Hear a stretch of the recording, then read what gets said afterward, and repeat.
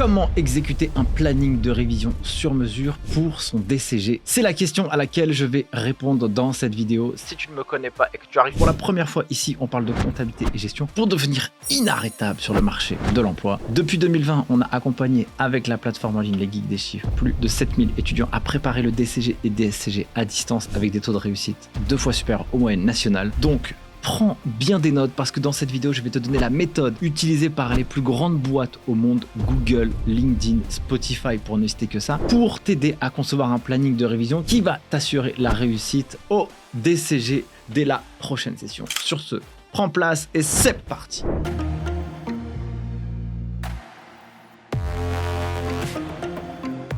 Cette méthode pour développer un planning de révision, elle est extrêmement importante. Tu la trouveras dans le livre que j'ai coécrit avec Soumaïa, qui a été vendu à plus de 1100 exemplaires en moins de 7 semaines, qui s'appelle Mon DCG validé, où on vous donne le guide et la marche à suivre pour valider votre diplôme. Et j'ai décidé de prendre une action, parce qu'on l'a découpé en 30 actions, ce livre, pour vraiment vous aider à réussir ce cursus. Et je vais prendre l'action numéro 23 qui s'appelle exécuter un planning de révision sur mesure. Alors j'ai découvert une méthode d'organisation fabuleuse qui a été créée dans les années 1950 et plutôt démocratisée dans les années 1970 par une boîte qui s'appelle Intel. Vous savez les petits processeurs qu'on trouve dans les ordinateurs.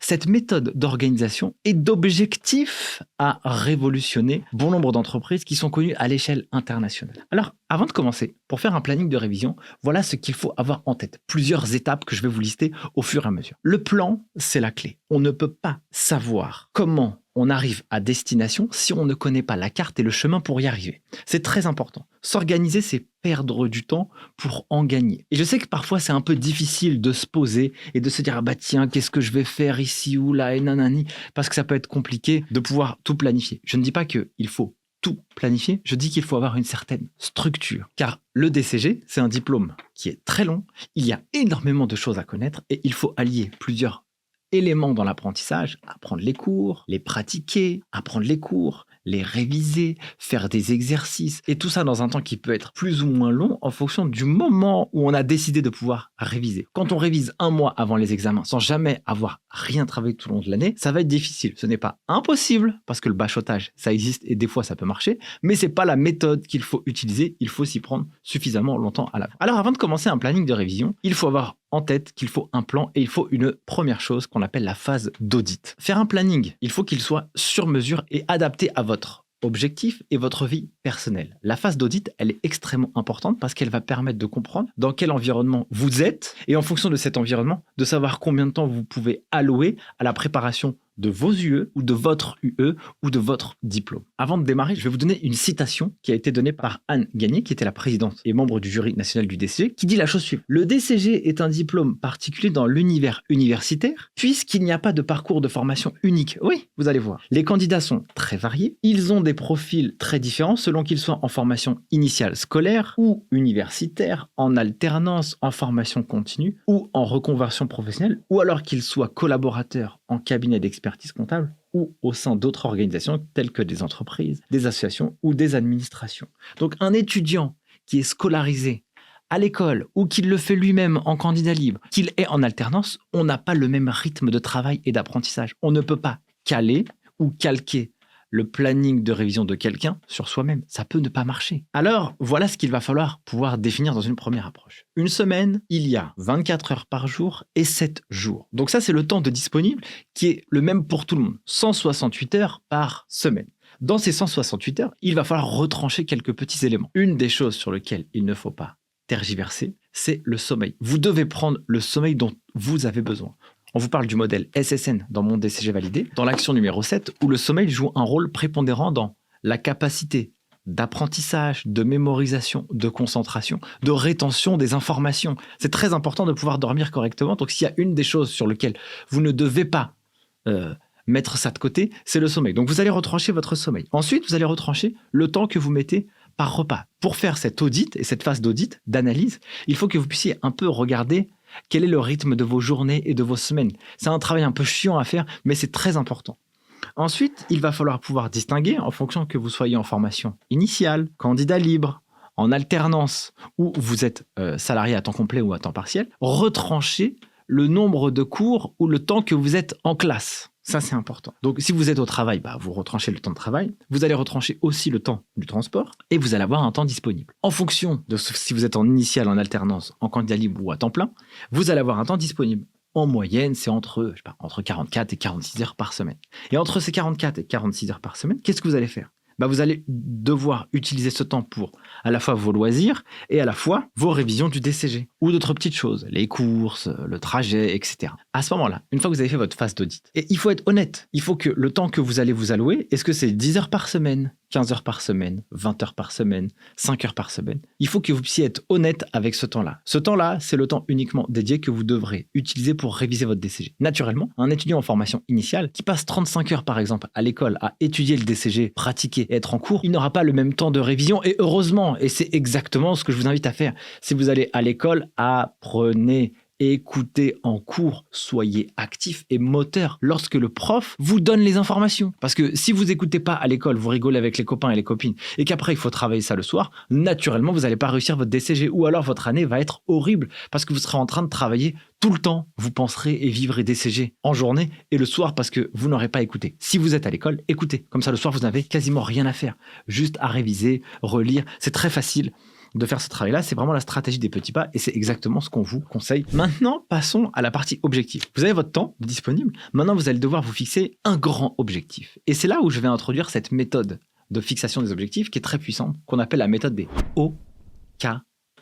En anglais, c'est Objective and Key Result. Donc, les objectifs et résultats clés. Le O de OKR, c'est ce qu'on appelle un grand objectif, une grande vision. La méthode des OKR, c'est quoi ? C'est je me fixe un objectif, très simple, avec quelques résultats clés, et ça, je vais vous donner les informations. À titre perso, j'ai développé cette méthode de fixation des objectifs dans le cadre de mes projets d'entreprise. Ça a considérablement changé ma manière d'être focus et concentré et dans l'atteinte de mes résultats. Et ça a fait franchement un impact beaucoup plus important sur mes projets personnels. Si j'avais eu la méthode des OKR quand j'étais étudiant, mais j'aurais fait un malheur. Donc, la première partie de la méthode des OKR, c'est de se fixer et de définir un grand objectif. Donc, le grand objectif, ça doit être un objectif un peu ambitieux. Pourquoi ? Parce qu'il y a ce qu'on vous dit dans la vraie vie. On vous dit fixez-vous des objectifs SMART, qui sont atteignables, qui sont mesurables, quantifiables, bref.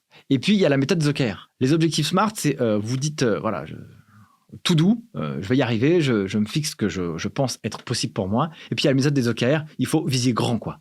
Mais sauf que dans notre tête, nos limites, on les connaît pas tant qu'on n'a pas tenté de les franchir. Si on se connaît très très bien, mais généralement quand on est jeune, on a beaucoup de choses à apprendre, et moi je le sais bien. Aujourd'hui j'ai 37 ans, lorsque j'avais commencé, quand j'étais dans les études à 20 ans, j'ai pas du tout le même degré de connaissance de moi-même. On apprend avec le tas. Et il faut écouter son expérience et il faut apprendre de soi-même. Donc il y a l'objectif SMART et l'objectif OKR. L'OKR, c'est le grand objectif. Se fixer un objectif qui soit inatteignable.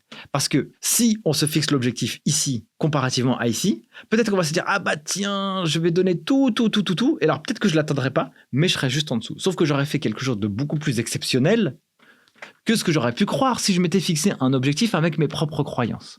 Parfois, il faut viser loin et puis on pourra certainement se dépasser soi-même. Donc, le grand objectif qu'on peut se fixer, c'est quoi ? C'est valider les yeux de l'année 1 du DCG avec 10 points d'avance. Vous avez mis un chiffre. Je valide les yeux, donc toutes, et au cumul, j'ai 10 points d'avance. Valider le DCG avec la moyenne en passant mes 4 UE restantes. C'est clair comme objectif. Je valide avec la moyenne, donc la moyenne au DCG. Sur les 4 UE qui me restent, je dois savoir quelles sont les notes que je dois avoir. Valider mon DCG en 1 an. Valider mon DCG en 1 an, c'est un objectif ambitieux. Ça, c'est pas facile, c'est pas donné à tout le monde. Je connais peu de personnes qui ont réalisé cette prouesse. Mais ça existe. Et ça, c'est du focus, c'est de l'intensité. Ça, c'est un temps disponible alloué au DCG. C'est pas un temps disponible à rigoler avec les copains et les copines. Quel que soit l'objectif, il doit être ambitieux pour vous, mais il doit être clair. Donc, je valide avec la moyenne sur toutes les matières. Je valide mon DCG en 1 an. Ça, c'est votre objectif. Une fois que vous avez cet objectif, vous allez devoir définir des résultats clés. Ça veut dire des sous-objectifs sur lesquels vous allez mettre toute votre intensité pour pouvoir valider votre grand objectif. Donc, résultat clé, ça pourrait être quoi dans notre exemple ? Commençons par le grand objectif. Valider les yeux 1 du DCG avec 8 points d'avance. Eh bien, quels pourraient être mes résultats clés qui en découlent ? Nous allons en prendre 4. Il ne faut pas plus de 2 à 5 résultats clés. Ça veut dire que pour atteindre votre grand objectif, il ne faut pas 1000 trucs à faire. Parce que sinon, on se défocus. Il faut 2 à 5 choses à faire et y mettre l'intensité sur ces 2 à 5 choses. Premier élément, ici que je peux vous donner, c'est résultat clé numéro 1, avoir 14 sur 20 à lieu 9 de compta. Résultat clé numéro 2, avoir 14 sur 20 à lieu 1 des fondamentaux du droit. Résultat clé numéro 3, avoir 9 sur 20 à lieu de SIG. Résultat clé numéro 4, avoir 11 sur 20 à lieu 5 d'économie. Comment vous savez que vous allez pouvoir mettre ces résultats clés précis avec une note? Parce que avoir une note, c'est se mettre un objectif concret. Vous faites appel à votre cerveau là qui analyse les mathématiques, là, les chiffres et qui dit « Ok, c'est 11 sur 20 que je dois avoir, c'est 14 sur 20. » Pourquoi vous savez que vous avez mis ces résultats clés-là? C'est clair, vous avez 8 points d'avance et pour avoir ces 8 points d'avance, il faut respecter ces 4 résultats clés. UE9, 14. UE1, 14. UE8, 9. Et UE5, 11. Comment vous le savez? C'est que vous avez activé le DCG. Je vous invite à aller directement sur la vidéo que j'ai faite, la méthode pour avoir 16 sur 20 au DCG.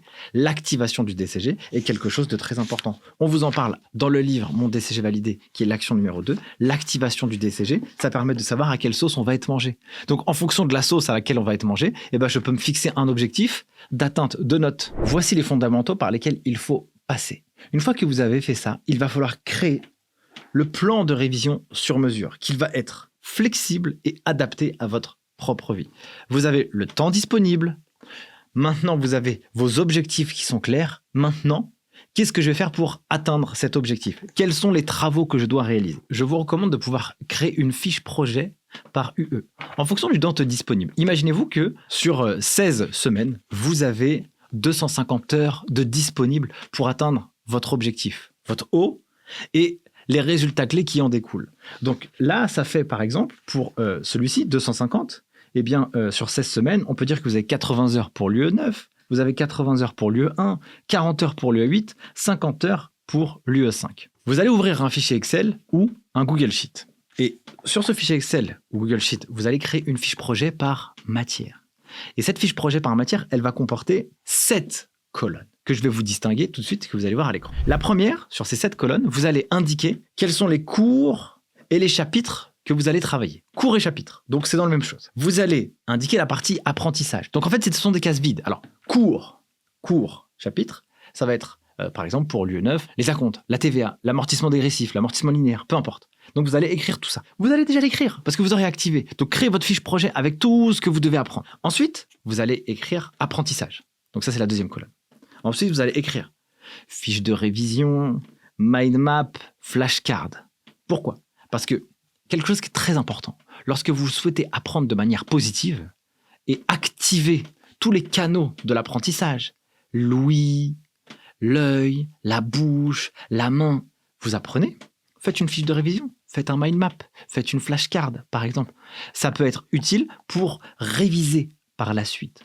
Vous avez appris, vous fichez votre cours directement en mettant les informations les plus essentielles. On vous explique tout dans le livre Mon DCG validé si vous souhaitez faire ça. 4e colonne, vous allez écrire cas pratique. 5e colonne, vous allez écrire l'anal. 6e colonne, vous allez écrire la révision. Vous allez écrire révision 1, 2, 3, 4, 5 à l'intérieur de la colonne. Et la durée prévue. La durée prévue de l'acquisition et la réalisation de toutes ces tâches pour le cours TVA, le cours sur les acomptes. Vous avez créé votre plan. Vous savez exactement ce que vous devez apprendre. Vous allez commencer par le cours 1, avec le chapitre 1, cours 1. Dès que vous avez commencé à l'étudier, que ce soit à l'école ou dans une formation en ligne ou avec des livres, vous allez cocher la croix. OK, vous avez fait ça. Ensuite, une fois que vous avez fait ça, vous allez faire votre fiche de révision, votre flashcard, votre mind map, ou etc., tout ce que vous voulez, pour pouvoir ficher un peu et historiser votre contenu avec vos propres mots. Vous vous êtes approprié le sujet. Vous allez mettre une croix. Ensuite, vous allez faire un cas pratique. Une fois que vous avez fait un cas pratique sur la TVA, sur les acomptes, c'est très bien parce que vous avez appris, vous avez utilisé un outil pour pouvoir réviser, vous avez pratiqué. C'est très important. Ensuite, vous allez parler de l'anal. Comme vous avez activé le DCG comme on vous le dit dans le livre, vous avez tous les annales et vous avez les annales et vous avez toutes les questions sur les acomptes, sur la TVA et tout le tralala. Oui, vous êtes mis en mode examen. Donc, vous avez coché la case anal. Hop, vous allez réviser. Une fois que vous avez appris une fois, 2 fois, 3 fois, c'est ce qu'on appelle la méthode des J ou la révision espacée parce qu'au fur et à mesure qu'on apprend quelque chose, on l'oublie dans le temps. Il faut l'intégrer dans la fiche projet.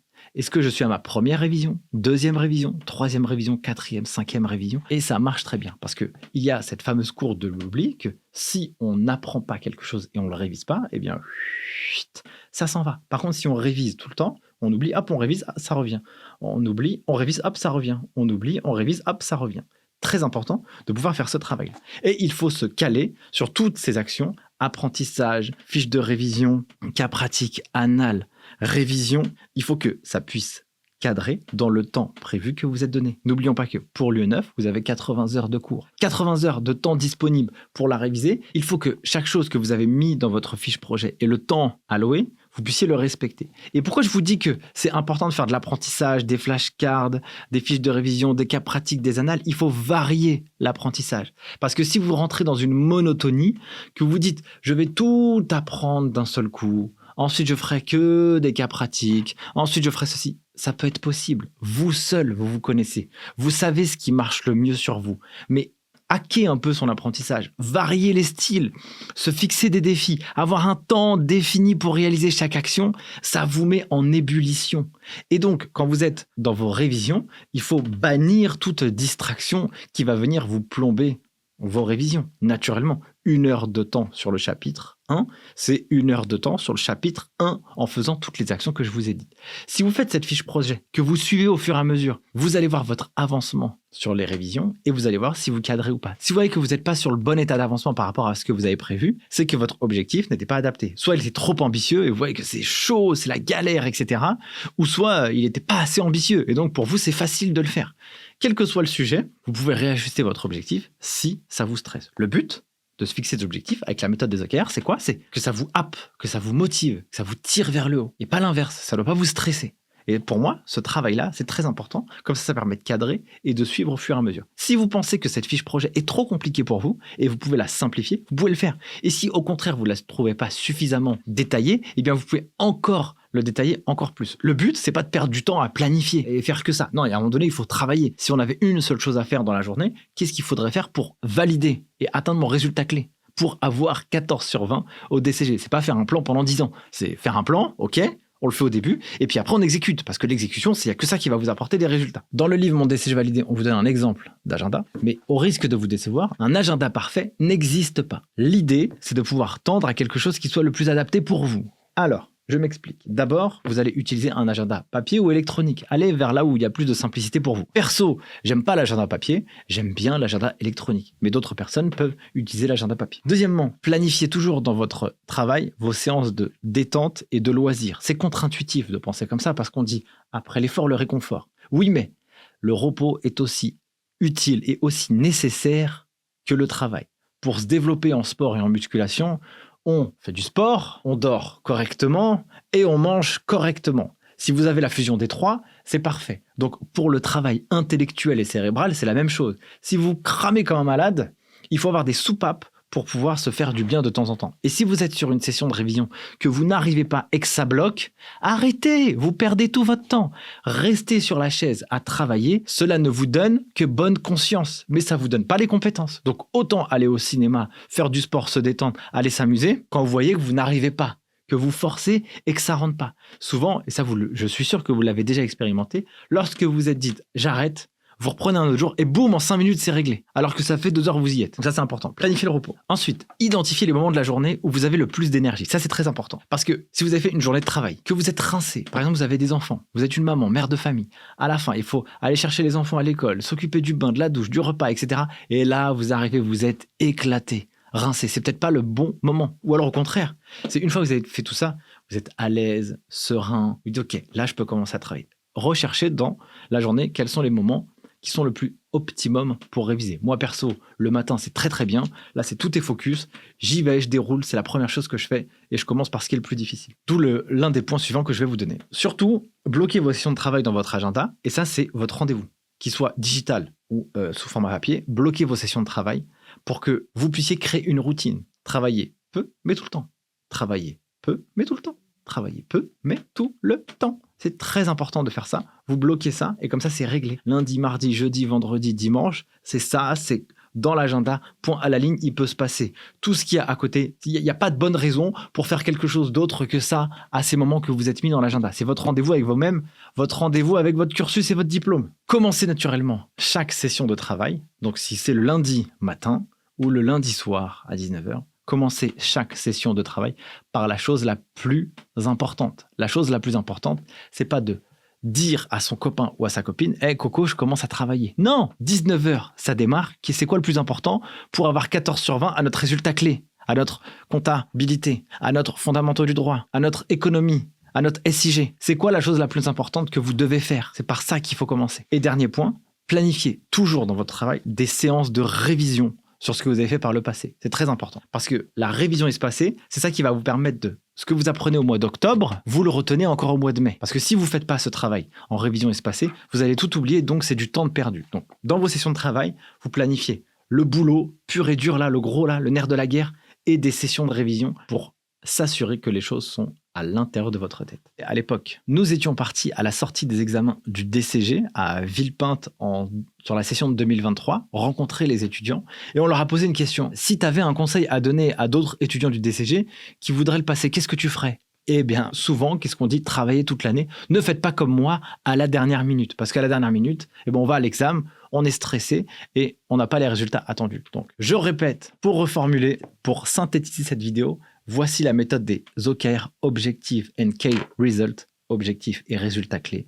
Vous allez d'abord développer votre phase d'audit. Quel est le temps de disponible que vous avez? Regardez votre journée en détail pour savoir quel est le temps disponible pour préparer vos yeux. Ensuite, vous allez vous fixer un objectif, cette chose qui va rester dans votre tête chaque jour et qui va vous dire « Ok, dès que je vais travailler, c'est pour ça que je le fais. » Et donc, vous allez pouvoir aussi définir vos résultats clés pour atteindre votre grand objectif.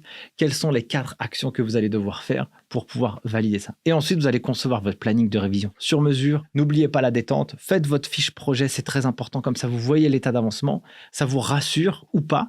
En tout cas, ça vous alerte. C'est un des tableaux de bord pour vous alerter sur votre niveau de révision. Voilà pour cette vidéo. Si ça vous a fait kiffer, eh bien, naturellement, n'hésitez pas à liker, partager. Et puis, si vous voulez aller plus loin, n'hésitez pas à commander le livre Mon DCG validé. Plus de 1000 exemplaires vendus en cette semaine. C'est le mode d'emploi pour valider son diplôme. Sur ce, je vous souhaite le meilleur et je vous dis à très vite pour une prochaine vidéo. Ciao!